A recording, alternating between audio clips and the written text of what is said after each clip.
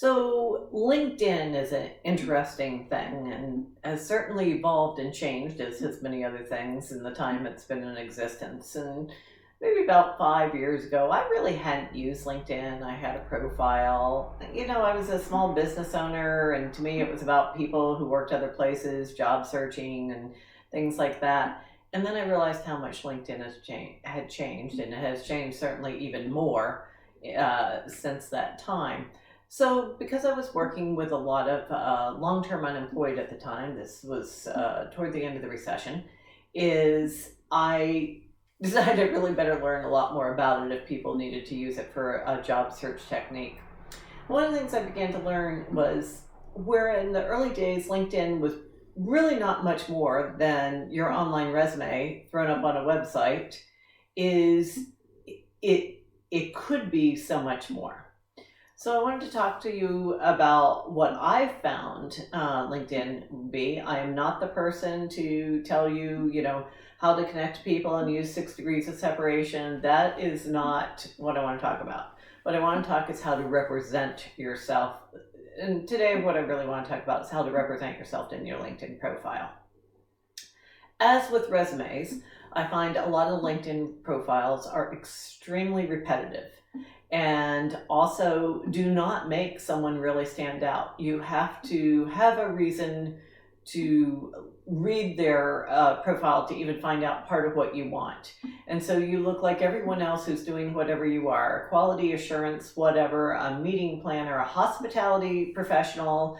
And if you consider those headlines underneath your name are the first thing and maybe the only thing that people see, you really need to think how to use them wisely. I also learned that using LinkedIn to really tell the story of you, not just where you were, not just, dates, times, locations, but really tell the story of you could change people reading your profile. Because the reality is you want them to read your profile. You want them to really know who you are so you can have a conversation and they want to talk to you. So the first thing I started looking at was the headline, and I have changed mine many times after my name. And what I currently have, hold on a second while I pull up LinkedIn and read it to you exactly. So again, you need to remember where I'm coming from. I'm an entrepreneur. I do a lot of speaking, training, writing, working with groups, facilitating. So I needed it to show what made me different and why someone would want to work with me. So what I ended up writing was, child of a right brain, highly creative mother, left brain engineer father, who speaks both languages and bridges the gaps. I wrote that because I think a lot of people can identify with left brain and right brain, and a lot of people have, family members or maybe had a parent of each like I did. But what I've begun to realize is it actually is one of a huge strength for me, that I am very comfortable in both worlds, and I frequently can aid in the communication, the translation of the two languages back and forth within an organization, on a board, in a department, whatever it might be. So I really feel it's something that makes me stand out, which is why I made it your headline. Your headline should be something that stands out, makes people go, whoa, wait, let me go back and read that, or read her profile. So then when you go onto your profile, I feel strongly it should really tell about you. What makes you different? What makes you you? We just have a tendency, and you'll hear this in some of the other videos, to repeat what everyone else is saying. So if you're in a particular occupation, what makes you different in that occupation than everyone else? One of the examples I frequently use is meeting planners who insist that they're going to write that they're detail-oriented, organized, etc. And that's kind of a given in the meeting and event planning world. It's expected you will be that. So I want to know what makes you different beyond that.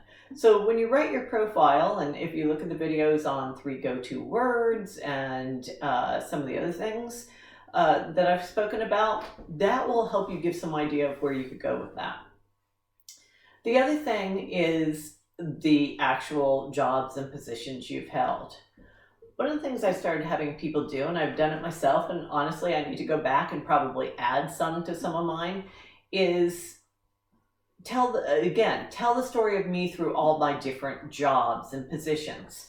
And what I realized is, if we start from the beginning, and I will tell you right now, I'm one of these people who believes you do go back and list your jobs on LinkedIn, maybe not on a resume, and show what you learned in that job, how you made the organization better, and how it led you to your next job. So if someone was to read your profile from the bottom up, they would truly see your evolution and how you evolved, how you changed organizations, and why you were able to move to the next position.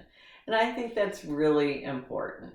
So that's something for you to think about. The other thing I found is when you spend this time on your LinkedIn profile, when I work with someone and they're trying to build their LinkedIn profile and their resume and get ready for a job search or a promotion or, performance review, and we're trying to pull all these pieces into one place, one of the things we've learned is if we work really hard and really think this all out, the most amount of information on a LinkedIn profile, which is appropriate if written right, it's easier to draw the elements out of that to then create a concise, well-written resume.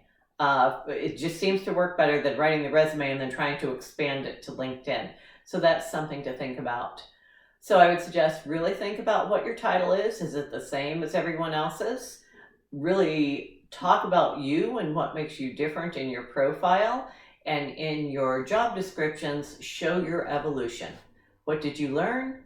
How did you make the organization better? And how did it lead you to your next position?